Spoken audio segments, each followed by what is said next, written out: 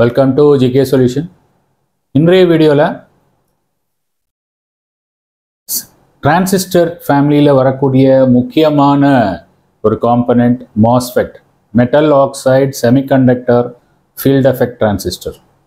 So இப்போ இதை பற்றி தான் பார்க்க போகிறோம். இதுதான் இந்த காலகட்டங்களில் பல இடங்களில் நம்ம பயன்படுத்திட்டு இருக்கோம். இதற்கு அடுத்து வரக்கூடிய ஹெவி டியூட்டி மாடல் IGBT. இதுக்கு அடுத்த வீடியோவில் நம்ம அதை பற்றி பார்க்கலாம். இதில் எப்படி இந்த டிரான்சிஸ்டர் அமைந்திருக்கு, எந்த வகையில் இது BJT டிரான்சிஸ்டரையும் ஃபீல்ட் எஃபெக்ட் டிரான்சிஸ்டரையும் வேறுபடுது, இதில் இருக்கக்கூடிய பயன் என்ன, டிஸ்அட்வான்டேஜ் என்ன, அதை எப்படி அதை பயன்படுத்துகிறாங்க அப்படிங்கிறத அதோட உருவமைப்பையும் நான் காமிச்சிருக்கிறேன். அதுக்குள்ளே இருக்கக்கூடிய இன்டர்னலில் அது எப்படி வேலை செய்யுதுங்கிறத பற்றியும் நம்ம சொல்ல போகிறோம். இது தெரிஞ்சதுன்னா உங்களுக்கு எளிதாக ஒரு மாஸ்ஃபெட்டை நீங்கள் புரிந்து கொள்வதற்கு ரொம்ப எளிதாக இருக்கும். அது எப்படி வேலை செய்யுது அப்படி அது புரிஞ்சுதுன்னா நீங்கள் எளிதாக நீங்கள் ஒரு ட்ரபிள் ஷூட் பண்ணும்பொழுது எளிதாக கண்டுபிடிச்சிடலாம் எங்கே பிரச்சனை இருக்குன்ட்டு. ஸோ அதற்காக தான் இந்த வீடியோவில் நம்ம இதை பற்றி இவ்வளோ டீட்டெயில் போகிறோம். சரிங்க, இப்போ நம்ம ஒரு அதுக்குள்ளே இருக்கக்கூடிய அமைப்பு நான் முன்னாடியே சொல்லியிருக்கிறேன். PN ஜங்ஷன் டயோடு தான் ஃபஸ்ட்டு கண்டுபிடிச்சாங்க. அந்த P டைப் N டைப் இது ரெண்டு செமிகண்டக்டர் டைப்பை வச்சு அதோட உருவமைப்பு, அது பொறுத்துற விதம், அந்த மாதிரி ஒரு அமைப்பை வச்சு நம்ம பல வகையில் இப்போ காம்பனன்ட்ஸ் கண்டுபிடிச்சிட்டு வராங்க. அதில் இந்த மாஸ்ஃபெட்டு ரொம்ப ஒரு டர்னிங் பாயிண்ட்டாக அமைஞ்சக்கூடிய ஒரு டிரான்சிஸ்டர் நம்ம சொல்லலாம். ஸோ இப்போ இதில் என்ன பண்ணியிருக்காங்கன்னு பாருங்கள். ஒரு பேஸை சப்ஸ்ட்ரேட்டுன்னு சொல்லுவாங்கங்க. பேஸ்ன்னு சொல்லுவாங்க, பாடின்னு சொல்லுவாங்க, அப்படி இல்லைன்னா சப்ஸ்ட்ரேட்டுன்னு இந்த எலக்ட்ரானிக் வார்த்தையில் சொல்லுவாங்க. சப்ஸ்ட்ரேட்டுங்கிறது வேற ஒன்றும் இல்லை, அதோட பேஸ் பகுதியை எந்த ஒரு அடித்தளத்தில் நம்ம அந்த இதை டிரான்சிஸ்டர் அமைச்சிருக்காங்கிறத பொறுத்து நம்ம சப்ஸ்ட்ரேட்னு சொல்கிறோம். இதில் P டைப் சப்ஸ்ட்ரேட்டை நம்ம பயன்படுத்தியிருக்கிறாங்க. இதில் மேலே ரெண்டு N டைப் செமிகண்டக்டரை டெஃப்யூஸ் பண்ணி இதே போல் ரெண்டு இடத்துல பொருத்தியிருக்கிறாங்க. நம்ம இதுக்கு முன்னாடி பார்த்த FETயில் கூட பார்த்தோம், ரெண்டு P டைப் அந்த மாதிரிலாம் பொருத்தியிருக்காங்க. அதே மாதிரி தான், பட் அதில் வேற மாதிரி அதோட அமைப்பு இருந்தது. இதில் பார்த்தீங்கன்னா இதே போல் ஒரு அமைப்பில் ரெண்டு N செமிகண்டக்டரை அதில் டெஃப்யூஸ் பண்ணி பொருத்தியிருக்கிறாங்க. புரியுங்களா? அப்போ என்ன அர்த்தம்னா இந்த இது P டைப், இது N டைப். எங்கெங்கெல்லாம் P டைப் N டைப் சேருதோ, ஜங்ஷன் ஆகுதோ, அது ஒரு டயோடு, அது ஒரு PN ஜங்ஷன். அங்கே ஒரு பேரியர் வோல்டேஜ் இருக்கும், டெப்ளீஷன் லேயர் இருக்கும், எல்லாமே இருக்கும். இதுதான் அடிப்படை. அந்த அடிப்படையை வச்சு தான் நம்ம என்ன புரிஞ்சு கொள்ள போகிறோம். இதில் நான் பிங்க் கலரில் காமிச்சிருக்கிறது டெஃப்யூஷன் லேயர். இந்த டெஃப்யூஷன் லேயரில் தான் நம்ம அட்ஜஸ்ட் பண்ணி நமக்கு வேண்டிய மாதிரி அந்த டிரான்சிஸ்டரை வேலை செய்ய வைக்க போகிறோம். ஓகேங்க, இப்போ என்ன பண்ணியிருக்காங்கன்னா ஒரு பேஸ் மெட்டீரியல் P டைப்பில் எடுத்துருக்கிறாங்க. P டைப் எடுத்துட்டு இதில் என்ன பண்ணியிருக்காங்கன்னா ரெண்டு N டைப் செமிகண்டக்டரை டெஃப்யூஸ் பண்ணி வச்சிருக்கிறாங்க. இந்த N டைப்புங்கிற இது பண்ணியிருக்கிறதுனால இதுக்கு நம்ம N சேனல் நம்ம சொல்லிக்கிறோம். இது P டைப்பாக வச்சுருந்தாங்கன்னா அது P சேனல் சொல்லுவோம். இந்த ரெண்டு போர்ஷனை வச்சு தான் இது எந்த சேனல் மாஸ்ஃபெட் அப்படிங்கிறத நம்ம சொல்ல முடியும். இப்போ N டைப்பாக இருந்தால் இதில் இருக்கக்கூடிய சிம்பிள் இப்படி தான் போட்டிருப்பாங்க, ஏரோ மார்க் உள்நோக்கி இருக்கும். இது நம்ம இதுக்கு முன்னாடி இருக்க FETயில் கூட பார்த்தோம். N டைப்பாக இருந்தால் ஏரோ மார்க்கு உள்நோக்கி இருக்கும், P டைப்பாக இருந்தால் வெளிநோக்கி இருக்கும். இது நம்ம நார்மலாக டிரான்சிஸ்டரில் ரிவர்ஸில் வரும். PNP டிரான்சிஸ்டரில் உள்நோக்கி இருக்கும், NPN டிரான்சிஸ்டரில் வெளிநோக்கி இருக்கும். இதற்கு ஆப்போசிட்டில் இங்கே அமைந்திருக்கும். நீங்கள் ஞாபகம் வச்சுக்கிட்டிங்கன்னா எளிதாக இருக்கும். ஓகேங்க, இதுதான் அதோட டைப்பு. இதுலேயுமே ரெண்டு டைப் இருக்குது. இது என்ஹான்ஸ்மெண்ட் டைப்னு சொல்லுவாங்க. இப்போ சிறிது நேரத்தில் நான் அதை பற்றி விளக்க போகிறேன். இன்னொன்று டெப்ளீஷன் டைப்னு ஒன்று இருக்குது. ரெண்டும் ஒன்றும் இல்லைங்க. என்ஹான்ஸ்மெண்ட் டைப்னா டிரான்சிஸ்டர் கண்டக்ஷன் இல்லாத போது, வோல்டேஜ் கொடுக்காத பொழுது ஓப்பன் சர்க்கியூட்டாக இருக்கும். டெப்ளீஷன் டைப்னா அது க்ளோஸ் சர்க்கியூட்டாக இருக்கும். நீங்கள் சப்ளை கொடுக்கும் பொழுது அது ஓப்பன் ஆகும். அதாவது நார்மல் க்ளோஸ், நார்மல் ஓப்பன்னு நம்ம ரிலேயில் சொல்கிறோம் இல்லைங்களா, அதே மாதிரி தான். அது மாதிரி தான் வித்தியாசம். இதில் நான் சிறிது நேரத்தில் காமிக்கிறேன். இதில் இந்த சிம்பிளில் என்ன வித்தியாசம் இருக்குது, இந்த சிம்பிள் என்னது, இது என்ஹான்ஸ்மெண்ட் டைப்பு நான் சொல்லிட்டேன். ஸோ அப்போ டெப்ளீஷன் டைப் எப்படி இருக்குங்கிறது சிறிது நேரத்தில் பார்க்கலாம். இப்போ இதில் பாருங்கள், இந்த அமைப்பை பொறுத்தளவில் ஒரு பேஸ் பொருள் இருக்குது, P type semiconductor heavily doped.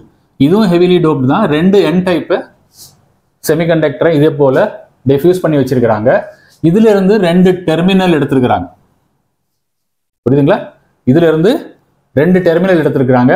ஒரு இதை சோர்ஸ்னு வச்சுட்டாங்க, இன்னொன்று ட்ரெயின்னு வச்சிருக்கிறாங்க. FET போல சோர்ஸ் ட்ரெயின் தான் இதுலையும் சொல்லுவாங்க, கலெக்டர் எமிட்டர் சொல்ல மாட்டாங்க.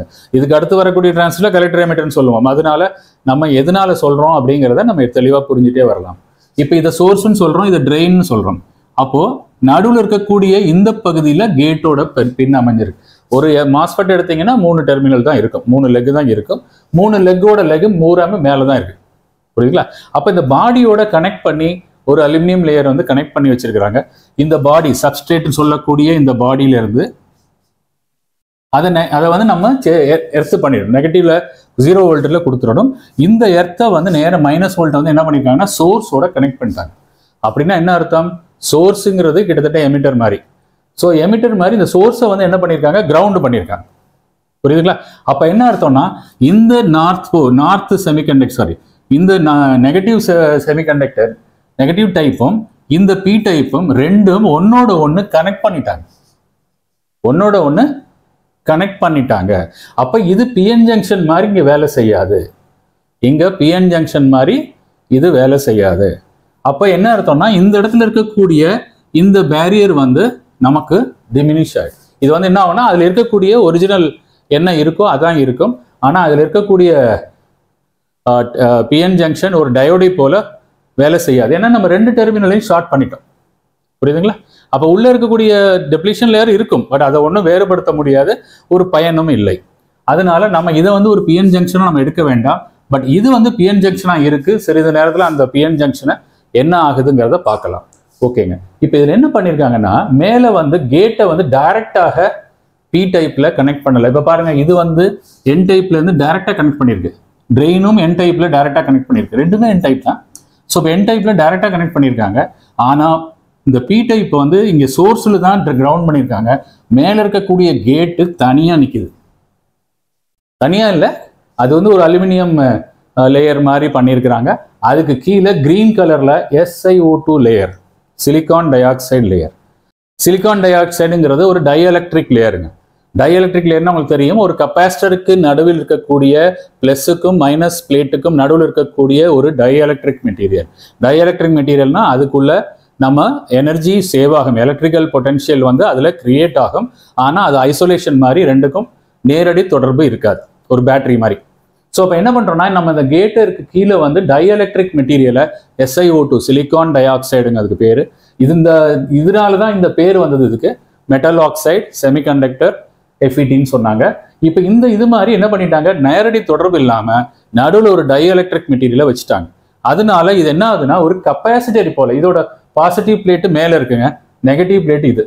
நெகட்டிவ் பிளேட் ஆல்ரெடி பி டைப்போட கனெக்டட். அப்போ இந்த பாடி பூராமே நெகட்டிவ் பிளேட்டு, இதுக்கு நடுவில் டைஎலக்ட்ரிக், இதுக்கு மேலே பாசிட்டிவ் பிளேட், அலுமினியம் பிளேட் வச்சிருக்காங்க. ஸோ இப்போ இது என்ன ஆகும்னா ஒரு கப்பாசிட்டரை போல பயன்படும்.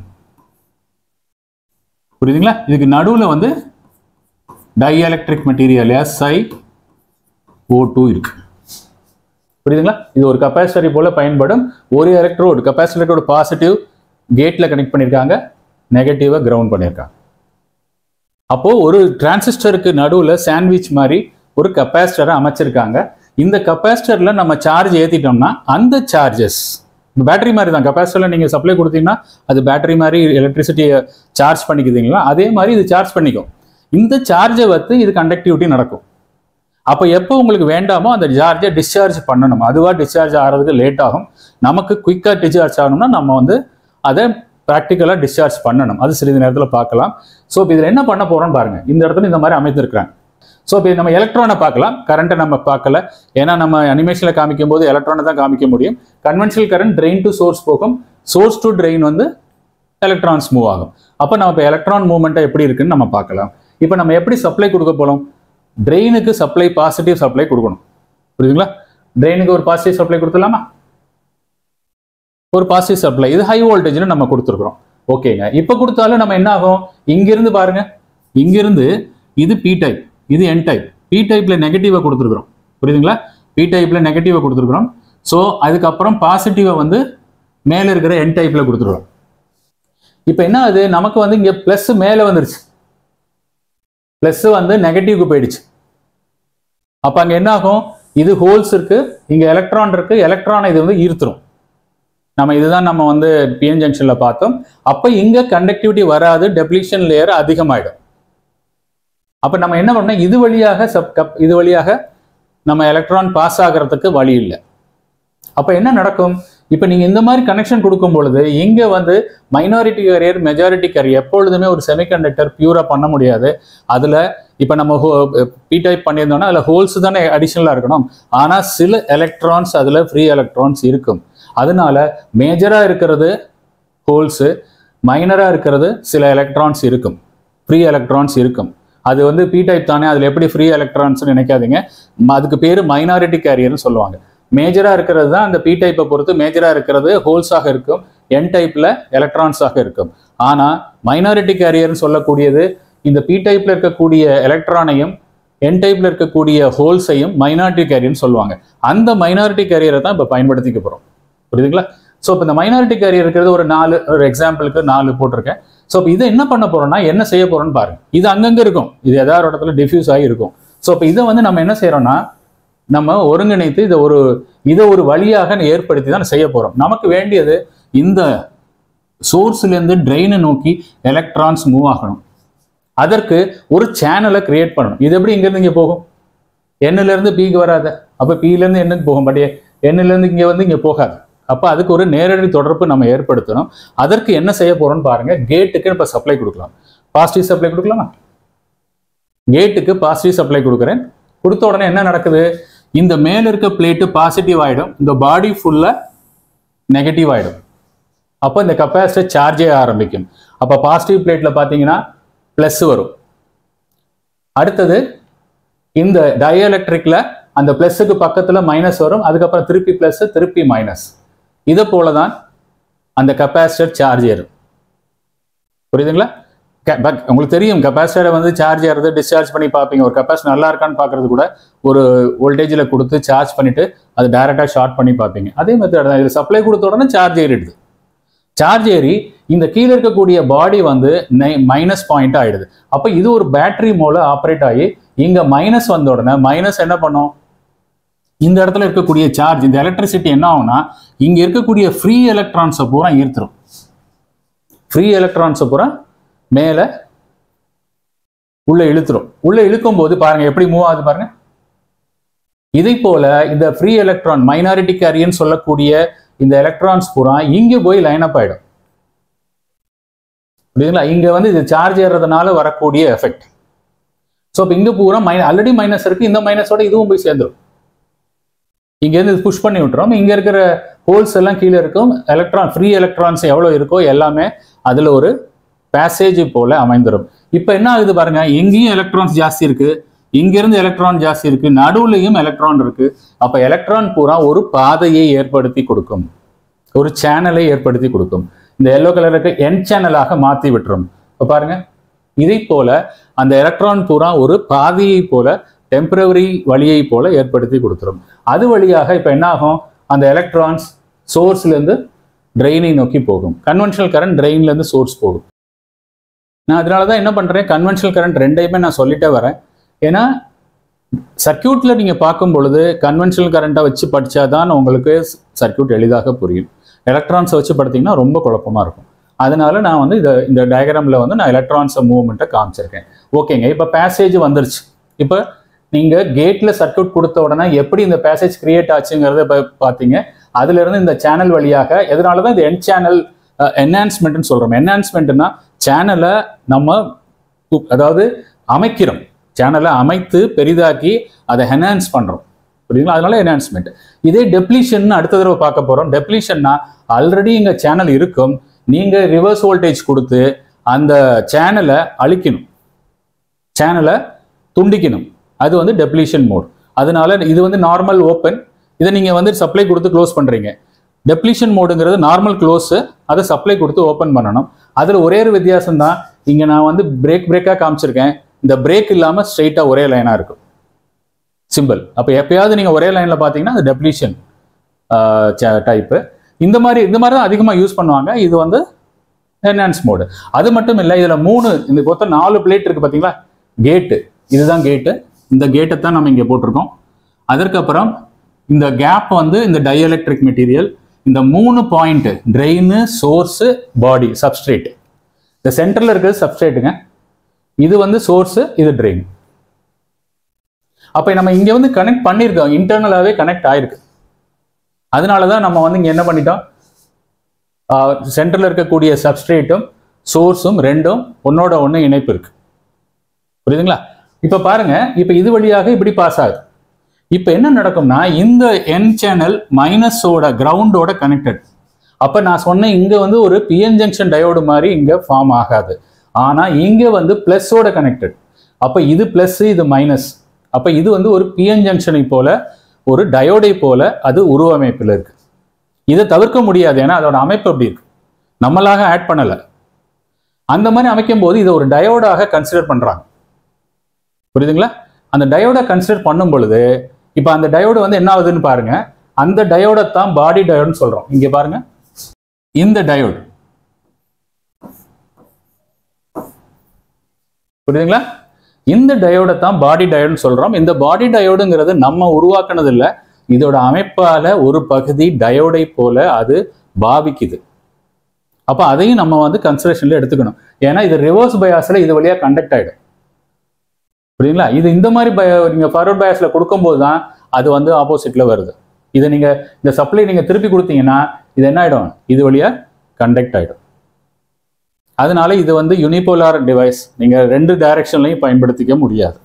ஏன்னா ஒரு டைரக்ஷன்ல பயன்படுத்திங்கன்னா அது வந்து ஷார்ட் சர்க்யூட் மாதிரி காமிக்கும். அதனால நீங்க மல்டிமீட்டர்ல பார்க்கலையே இந்த டயோடு தான் உங்களுக்கு கன்ஃபியூஷனா காமிக்கும். இந்த பாடி டயோடு மாதிரி காமிக்கும், ஓப்பனா காமிக்காம. ஓகேங்க. இப்ப என்ன அது பாருங்க, இப்ப இந்த மாதிரி காமிச்சதுக்கு அப்புறம் இன்னொன்னு, இது போன FETலயே நான் சொன்னேன், இங்க வந்து டெப்ளிஷன் லேயர்ல எந்த வித்தியாசமும் இருக்காது. காரணம் என்னன்னா, N டைப்புக்கும் ஒரே சப்ளை கொடுத்துருக்காங்க கிரவுண்டு, P டைப்லையும் ஒரே சப்ளை கொடுத்துருக்காங்க. அப்ப ரெண்டுமே கிரவுண்டு தான். அதனால அதுல இருக்கக்கூடிய டெப்ளிஷன் லேயர்ல எந்த வேறுபாடும் இருக்காது. ஆனா இங்க இருக்கிற டெப்ளிஷன் லேயர்ல உள்ள இருக்கக்கூடிய Nக்கு பிளஸ் கொடுத்துருக்காங்க, கீழே இருக்கிற பாசிட்டிவ்க்கு மைனஸ் கொடுத்துருக்காங்க. Reverse bias. அப்ப ரிவர்ஸ் பயாஸ்னா உள்ள இருக்கக்கூடிய டெப்ளிஷன் லேயர் அதிகமாகும்னு பார்த்துருக்கோம். ஃபார்வர்டு பயாஸ்ல டெப்ளிஷன் லேயர் குறுக்கி காணப்போயிட்டு கண்டக்ஷன் ஏற்பட்டுரும். ஆனா இங்க வந்து நம்ம என்ன பண்ணியிருக்கோம், ரிவர்ஸ் பயாஸ்ல போறதுனால, ஏன்னா இங்க மைனஸ் இருக்கு இல்லையா, இது வந்து மைனஸ், இங்க மைனஸ், இங்க பிளஸ், சாரி இங்க மைனஸ், இங்க பிளஸ். அப்ப பிளஸ் மைனஸ் வந்து ரிவர்ஸ் பயாஸ்ல இருக்கு, ஒரு டயோடு மாதிரி கன்சிடர் பண்ணோம்னா. அதனால என்ன ஆகும்னா, இந்த இடத்துல நமக்கு பேரியர், அந்த டெப்ளிஷன் லேயர்னு சொல்லக்கூடிய இந்த பிங்க் சர்ஃபேஸ் ஏரியா, இந்த ஏரியால மட்டும், இங்கே வராது, இந்த ஏரியா மட்டும் அதிகமாயிடும். இது FETல கூட நம்ம பண்ணோம், அதே தான். பாருங்க, இதை போல அந்த இடத்துல அதிகமான பேரியர் உருவாயிடும். அப்படி உருவாகும் பொழுது இந்த டயோடும் நம்ம அந்த ஃபங்க்ஷன் ஆகும் இல்லைங்களா, அதுல இருக்கக்கூடிய பேரியர் வந்து அதிகமாகும். ஓகேங்க. இப்போ நமக்கு வந்து என்ன பண்றோம்னா, இந்த மாதிரி பண்றதுனால என்ன நடக்குதுன்னா, இங்க இருக்கக்கூடிய பேசேஜ் பார்த்தீங்களா, அந்த பிஞ்ச் ஆஃப் வோல்டேஜ்னு படித்தோம், நம்ம போன வீடியோல பார்த்தோம். ஸோ அப்போ அது மாதிரி என்ன ஆகுதுன்னா, இந்த வோல்டேஜ் வந்து ஒரு குறிப்பிட்ட வோல்டேஜ் போகும்பொழுது இது வந்து எதனால கூடுதுன்னா, இந்த வோல்டேஜ்னால தான் கூடுது. இந்த வோல்டேஜை கம்மி பண்ணீங்கன்னா இது கம்மியாகும். ஏன்னா இதுல இருக்கக்கூடிய பாசிட்டிவ் நெகட்டிவோட வோல்டேஜை வச்சு தான் இந்த டெப்ளிஷன் லேயரோட திக்னஸ் வருது. அப்போ இதோட வோல்டேஜை நீங்க அதிகப்படுத்திட்டே போகும்போது ஒரு குறிப்பிட்ட அளவுக்கு மேலே போய் இது பிளாக் ஆயிடும். ஆனா ஃபுல்லா பிளாக் ஆகாது, லீக்கேஜ் கரண்ட் இருக்கும். அதுக்கப்புறம் கரண்ட் கான்ஸ்டன்ட் ஆயிடும். ஓரளவுக்கு த்ரெஷோல்டு வோல்டேஜுக்கு மேலே போயிடுச்சுன்னா, நீங்க எவ்வளவு வோல்டேஜ் கொடுத்தாலும், இங்க மாறுதல் இருந்தாலும், ஒரு குறிப்பிட்ட கரண்ட் இங்க இருந்து இங்க ட்ரெயின் டு சோர்ஸ் இருந்துட்டே இருக்கும். புரியுதுங்களா? கான்ஸ்டன்டா இருந்துடும், கான்ஸ்டன்ட் கரண்ட் ஆயிடும். அதுதான் இதோட அமைப்பு. இது நம்ம FETலையும் சேம் பிரின்சிபிள் தான். ஸோ இப்போ இந்த மாஸ்ஃபெட்டுங்கிறது அதோட அடிஷனல், நம்ம வேற விதமாக தான் அதில் என்ன பண்றோம்னா, என்ன செய்யறோங்கிறத நான் காமிக்கிறேன். இதுல எப்படி நம்ம வந்து ஒரு வோல்டேஜை வச்சு நம்ம இதில் பண்றோங்கிறது பார்க்கலாம். இப்போ என்ன பண்றோம்னா, இதை வந்து நேர இந்த மாதிரி அதிகமாயிடுது. ஸோ இப்போ இப்படி தான் வந்து ஒரு மாஸ்ஃபெட் வந்து வேலை செய்யுது. அப்போ மாஸ்ஃபெட்ல வந்து நீங்க கேட்ல இருக்கக்கூடிய வோல்டேஜ் அதிகப்படுத்தினாலும் இதுல இருக்கக்கூடிய பேசேஜ் பெருசாகும். கேட்ல இருக்கக்கூடிய வோல்டேஜ் மட்டும் அதிகப்படுத்தினா போதும், கரண்ட் அதிகப்படுத்த வேண்டாம். காரணம் என்னன்னா, இதுல நம்ம சார்ஜ் ஏத்துறது தான் நம்ம பார்க்குறோம். அது வழியாக எலக்ட்ரான் பாஸ் ஆகலை, இது வழியாக எலக்ட்ரான் பாஸ் ஆகலை. அதனால இது கரண்ட் கண்ட்ரோல் டிவைஸ் இல்லை, இதுவும் வோல்டேஜ் கண்ட்ரோல் டிவைஸ் தான். இந்த வோல்டேஜ் மூலியமாக இந்த கெப்பாசிட்டரை சார்ஜ் பண்றோம். அதிகமான வோல்டேஜ் சார்ஜ் பண்ணால் அதிகமான எலக்ட்ரான்ஸ் பேசேஜில் வரும். அந்த லேயர், அந்த சேனல் பெருசா இருக்கும். ஸோ இந்த கேட் வோல்டேஜை வச்சு இந்த சேனலை பெருசு பண்ணி அதிகமான கரண்ட்டை நீங்கள் அதில் பாய விடலாம். அப்படி இல்லைன்னா இந்த வோல்டேஜ் மூலியமாக நீங்கள் பண்ணீங்கன்னா இந்த மாதிரி ஒரு நேரோ பேசேஜ் வந்து அது அட்வர்ஸ் எஃபெக்ட் ஆகிடும். அப்போ ரெண்டுக்கும் மிடில் உங்களோட டிசைனை கேரக்டரிஸ்டிக்ஸை வச்சு நீங்கள் டிசைன் பண்ணணும். அப்படி தான் பண்ணியிருப்பாங்க. பட் நீங்கள் நான் என்ன சொல்ல வரேன்னா எந்த எஃப்ஜிபிடியை வேணால் போடலாம்னு நீங்கள் போடக்கூடாது. அதோட கேரக்டரிஸ்டிக்ஸை பார்த்து த்ரெஷ்ஹோல்டு என்ன, இதுக்கு என்ன வோல்டேஜ் வரணும், அதெல்லாம் அந்த ஒரு ஐஜிபிடிக்கோ மாஸ்ஃபெட்டுக்கோ வித்தியாசங்கள் இருக்குது. அதனால நீங்கள் மேட்ச் பண்ணி பார்த்து தான் போடணும். சேம் நம்பர் போட்டால் பிரச்சனை இல்லை. நீங்கள் உங்கள்கிட்ட இல்லை நீங்கள் அதுக்கு ஈக்குவலண்ட் போடுறேன்னீங்கன்னா இந்த கேரக்டரிஸ்டிக்ஸை பார்த்து தான் நீங்கள் போடணும். மாற்றி போட்டிங்கன்னா அந்த ஐஜிபிடி மாஸ்ஃபெட்டோ அது வந்து பர்ன் ஆகிடும். புரியுதுங்களா? ஓகே, இப்போ நம்ம இதில் வந்து எல்லா போர்ஷனும் பார்த்தாச்சு. பாடி டயோடையும் பார்த்தோம். பாடி டயோடு எப்படி இருக்கு பாருங்க. இதை தான் நான் பாடி டயோடுன்னு.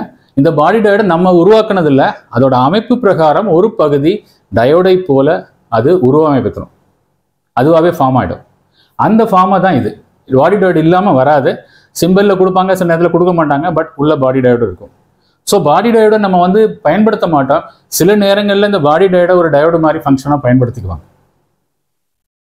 அதுவும் நான் காமிக்கிறேன். இன்வெர்டர் மாடல் எல்லாம் பார்த்தீங்கன்னா இந்த டயோடை டபுள் பர்பஸாக பயன்படுத்திக்குவாங்க. இது மாஸ்ஃபெட்டாகவும் பயன்படுத்திக்குவாங்க, ரிவர்ஸ் ப்ரொடெக்ஷனில் பயன்படுத்திக்குவாங்க. அதை பற்றிலாம் நம்ம இப்போ அடுத்து வரக்கூடிய வீடியோலெல்லாம் காமிக்கிறேன். இது எப்படி ரிவர்ஸ் ப்ரொடெக்ஷனில் பண்ணுறாங்க, இதை வந்து ஒரு டயோடு இருக்க இடத்துல இந்த மாஸ்ஃபெட்டை பயன்படுத்துகிறாங்க எப்படி அப்படிங்கிறத பற்றிலாம் நம்ம அந்த வீடியோவில் தெளிவாக பார்க்கலாம். புரியுதுங்களா? ஸோ இப்போ நம்ம இது வந்து இந்த மாஸ்ஃபெட்டில் பொறுத்தளவில் இது வந்து ஒரு சுவிட்சிங் டிவைஸ் தான். நீங்கள் கேட்டில் பல்ஸ் கொடுத்தீங்கன்னா, பிடபிள்யூஎம் கொடுத்தீங்கன்னா அது வந்து ஆன் ஆஃப் ஆகும். பவர் சர்க்கியூட்டை ஆன் ஆஃப் பண்ணும். ஸோ இப்போ ஆன் ஆஃப் பண்ணுறத இதை வந்து ஹை ஃப்ரீக்வன்சியில் நம்ம ஆப்ரேட் பண்ணிக்கலாம். புரியுதுங்களா? ஹை ஃப்ரீக்வன்சியில் ஆப்ரேட் பண்ணிக்கலாம். ஆனால் இதில் இம்பிடன்ஸ் பார்த்தீங்கன்னா இன்புட் இம்பிடன்ஸ் அதிகமாக இருக்குது, அவுட்புட் இம்பிடன்ஸ் அவ்வளோ ஒன்றும் லோவாக இல்லை. நமக்கு அவுட்புட் இம்பிடன்ஸ் லோவாக வேணும். அப்போ தான் நம்ம வந்து ஒரு பெரிய சர்க்கியூட்டில், பவர் சர்க்கியூட்டில் நம்ம பயன்படுத்த முடியும். அது அடுத்து வரக்கூடிய இந்த அட்வான்டேஜஸை வச்சு தான் ஐஜிபிடி கொண்டு வந்தாங்க. ஐஜிபிடியில் அந்த பெனிஃபிட் நமக்கு கிடைக்கும். அப்போ இதில் வந்து ஹை ஃப்ரீக்வன்சியில் இதை பயன்படுத்திக்கலாம். ஹை ஃப்ரீக்வன்சி தேவைப்படும் போது ரொம்ப பவர் இல்லாமல், அதிக கரண்ட் இல்லாமல் பயன்படுத்துகிற இடங்களுக்கு இதை பயன்படுத்திக்கலாம். புரியுதுங்களா? ஸோ இப்போ இது வந்து ஒரு பேசிக் ஐடியா நான் கொடுத்துருக்குறேன். இது வந்து என்ஹான்ஸ்மெண்ட் டைப். இப்போ நம்ம கேட்டில் சப்ளை கொடுத்துருக்குறோம். இப்போ நான் கேட்டில் இருக்க சப்ளை எடுக்கிறேன். பாருங்க, ஒன்றுமே நடக்கல, இன்னும் கண்டக்ஷனில் தான் இருக்குது. அப்போ கேட்டில் இருக்க சப்ளை நார்மலாக டிரான்சிஸ்டர் எல்லாம் துண்டித்துட்டோம்னா அது உடனே ஆஃப் ஆகிடும், ஆஃப் ஸ்டேட்டுக்கு போயிடும். பட் இங்கே ஆஃப் ஸ்டேட் போல பாருங்க. இங்கே பாருங்க, மேலே கேட்டில் இருக்கக்கூடிய சப்ளையை நான் துண்டிச்சிட்டேன். அதுதான் இதில் வந்து ஒரு ப்ராப்ளம். புரியுதுங்களா? அப்போ என்ன பண்ணணும்னா, இந்த கெப்பாசிட்டர் சார்ஜில் இருக்கும், இது வந்து டிஸ்சார்ஜ் ஆகிறதுக்கு ரொம்ப டைம் எடுக்கும். அதனால நம்ம என்ன பண்ணோம்னா உடனே, ஏன்னா ஹை ஃப்ரீக்வன்சியில் பண்ணும்போது ஃப்ராக்ஷன் ஆஃப் செகண்டில், மைக்ரோ செகண்டில் அது ஆஃப் ஆகணும். இல்லைன்னா ப்ராப்ளம். ஏன்னா இது வழியாக கண்டக்ஷன் போயிட்டே இருக்கு. இன்னொன்று ஆப்போசிட்டில் இன்னொரு ஐஜிபிடியோ மாஸ்ஃபெட்டையோ கண்டக்ட் பண்ணிட்டோம்னா ரெண்டும் ஷார்ட் சர்க்கியூட் ஆகி பர்ன் ஆகிடும். அப்போ இது எப்படி குயிக்காக ஆஃப் பண்ணுறது? ஆன் பண்ணுறது ஈஸி, இப்போ ஆஃப் பண்ணுறது எப்படி பண்ணுறது? அதுதான் இதில் ப்ராப்ளம். அதுக்காக நம்ம டிரைவர் சர்க்கியூட் கண்டிப்பாக தேவை. நம்ம டிரான்சிஸ்டரை போல டைரெக்டாக நம்ம யூஸ் பண்ண முடியாது.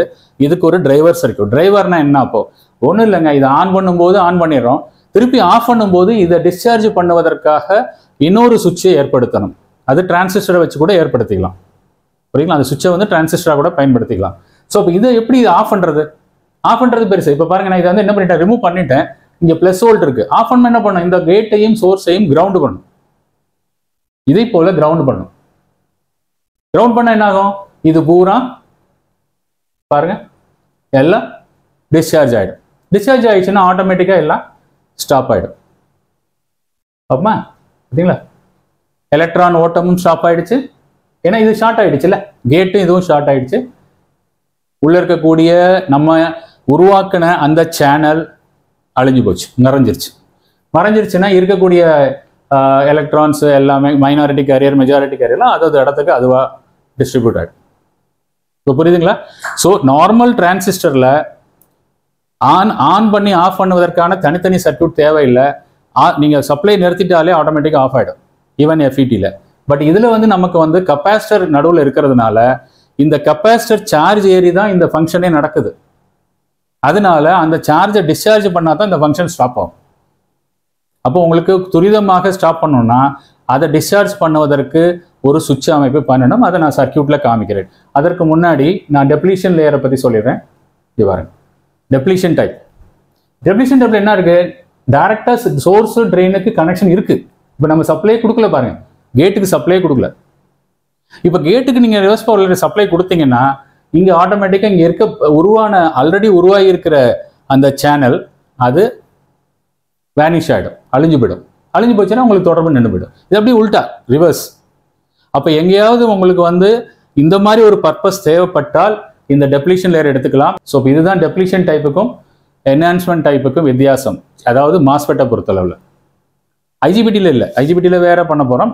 இதில் வந்து மாஸ்ஃபெட்டை பொறுத்தளவில் இந்த மாதிரி 2 வகைகள் இருக்கு. அதற்கப்புறம் என் சேனல் பி சேனல் இருக்கு. அது என் சேனல் பி சேனல் நம்மள இதை வந்து பி சேனலாக மாற்றிடுவாங்க, இதை என்ன மாற்றி அது பிஏ மாற்றிடுவாங்க, அவ்வளோதான். புரியுங்களா? ஸோ இப்போ கண்டிப்பாக இதில் வந்து உங்களுக்கு புரிஞ்சிருக்கும். இதை உபயோகப்படுத்தி இதை எப்படி ஆன் ஆஃப் பண்ணுவதுங்கிறதுக்கு சர்க்கியூட் வைஸ் உங்களுக்கு காமிச்சேன்னா இன்னும் கொஞ்சம் தெளிவாக இருக்கும். ஏன்னா அதே சர்க்கியூட்டை நிறைய சர்க்கியூட் டயக்ராமில் நீங்கள் பார்த்துருப்பீங்க. அந்த காரணத்துக்காக தான் அந்த மாதிரி கொடுக்குறாங்க. இது நார்மல் டிரான்சிஸ்டரை போல மாஸ்ஃபெட்டையோ ஐஜிபிடியோ பயன்படுத்த முடியாது. அதனால தான் நம்ம டெஸ்ட் பண்ணும்போது கூட சில மெத்தடில் பண்ணுறோம். ஓகே,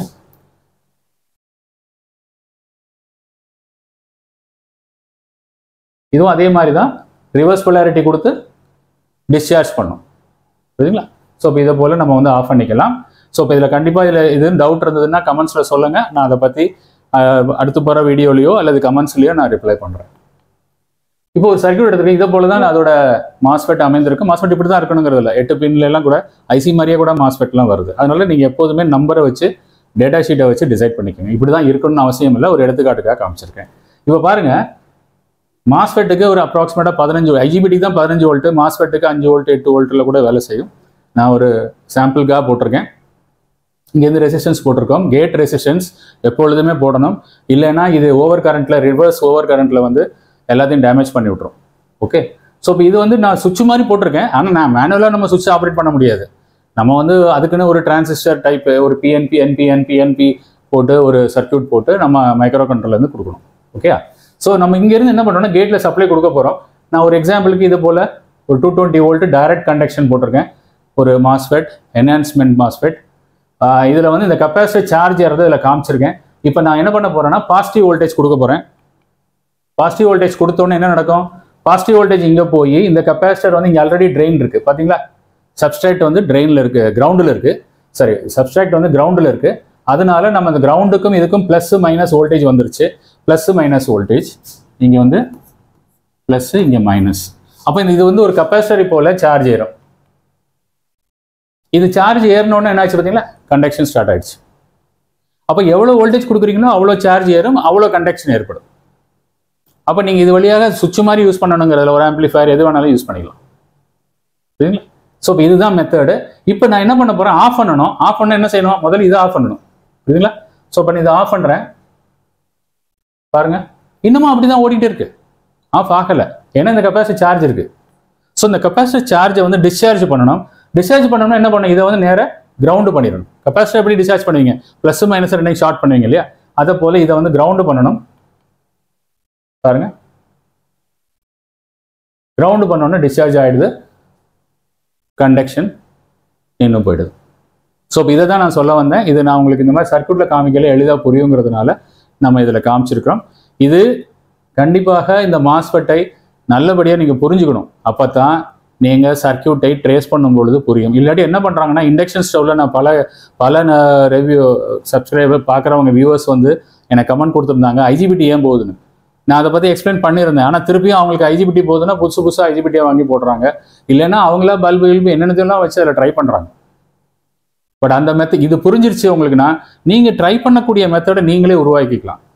ஒரு ஃபால்ட் ஃபைண்டிங் மெத்தடை நீங்களாவே கண்டுபிடிச்சிக்கலாம். அதற்காகத்தான் நம்ம இந்த வீடியோவில் வந்து ரொம்ப பேசிக் தியரி, இது நார்மலாக காலேஜ் பாலிடெக்னிக்ஸில் தான் படிப்பாங்க. பட் இருந்தாலும் இது சர்வீஸ் இன்ஜினியருக்கும் ஒரு அடிப்படை தேவைங்கிறதுனால தான் இந்த வீடியோவில் நம்ம பண்ணியிருக்கோம். ஏன்னா நம்ம கால்குலேஷன்ஸுக்கு போகலை, அந்த ஐஜிபிடி எப்படி வேலை செய்யுதுங்கிற மட்டும் தான் பார்க்குறோம். இன்னும் அதில் உள்ள கேரக்டரிஸ்டிக்ஸ் கூட போகிறதில்ல. புரியுதுங்களா? ஸோ அப்போ இந்த அளவுக்கு கண்டிப்பாக ஒரு சர்வீஸ் இன்ஜினியருக்கு ஒரு சர்வீஸ் டெக்னீஷியனுக்கு தேவை. அப்போ தான் அவன் கரெக்டாக அந்த ஐஜிபிடி என்ன வேலை செய்யுது, மாஸ்ஃபெட் என்ன வேலை செய்யுதுங்கிறத எளிதாக புரிந்து கொள்ள முடியும். இந்த கெப்பாசிட்டரை பற்றி அவங்களுக்கு தெரியவே தெரியாது. ஏன்னா அந்த கெப்பாசிட்டர் டிஸ்சார்ஜ் பண்ணாதான் அது ஸ்டாப் ஆகும். நீங்கள் டிஸ்சார்ஜ் பண்ணாமல் ரெண்டையும் ஆன் பண்ணி விட்டீங்கன்னா போச்சு, ஷார்ட் ஆகிடும். புரியுதுங்களா? ஸோ இப்போ ஒரு மாஸ்ஃபெட் ஒரு டிரான்சிஸ்டர் ஃபேமிலியில் அடுத்து ஒரு முக்கியமான பொருளான மாஸ்ஃபெட்டை பற்றி இந்த வீடியோவில் பார்த்தோம். உங்களோட கமெண்ட்ஸில் உங்களோட சந்தேகங்களையும் உங்களோட ஃபீட்பேக்கை கொடுங்க. நீங்கள் என்ன ஃபீல் பண்ணுறீங்கன்னு கொடுங்க. நீங்கள் கொடுக்குற அந்த ஃபீட்பேக்கு எனக்கு ரொம்ப ஒரு பூஸ்ட் மாதிரி அமையுது. அதனால தான் நம்ம இன்னும் நல்லா சொல்லணுங்கிற மாதிரி ஒரு எண்ணங்கள் வருது. நம்ம இதை போல் அடுத்து இருக்கக்கூடிய வீடியோக்களையும் பார்ப்போம். கூடிய விரைவில் நம்ம வந்து சர்க்கியூட் வைஸு சிறிய சிறிய ப்ராஜெக்ட், ஒரு பவர் சப்ளை ப்ராஜெக்ட், இதை பற்றிலாம் நம்ம வந்து பண்ணலாம். இதை பற்றி நிறைய வியூவர்ஸ் கேட்டிருந்தாங்க. அதெல்லாம் இதை முடிச்சதுக்கப்புறம் நம்ம அதுதான் பண்ண போகிறோம். 1 by 1 நான் டீட்டெயிலாக சொல்கிறேன். ஒரு பிசிபி எப்படி பண்ணுறது, பிசிபியிலேருந்து நம்மளாவே உருவாக்கலாம் ஒரு பெஞ்ச் பவர் சப்ளை, அதை வந்து நம்ம எப்படி செய்கிறோங்கிறத நான் காமிக்கிறேன். புரியுதுங்களா? கண்டினியூஸாக மானிட்டர் பண்ணுங்கள். அடுத்து வரக்கூடிய நல்லதொரு வீடியோவில் உங்களை சந்திக்கிறேன் நண்பர்களே. தேங்க்ஸ் ஃபார் வாட்சிங்.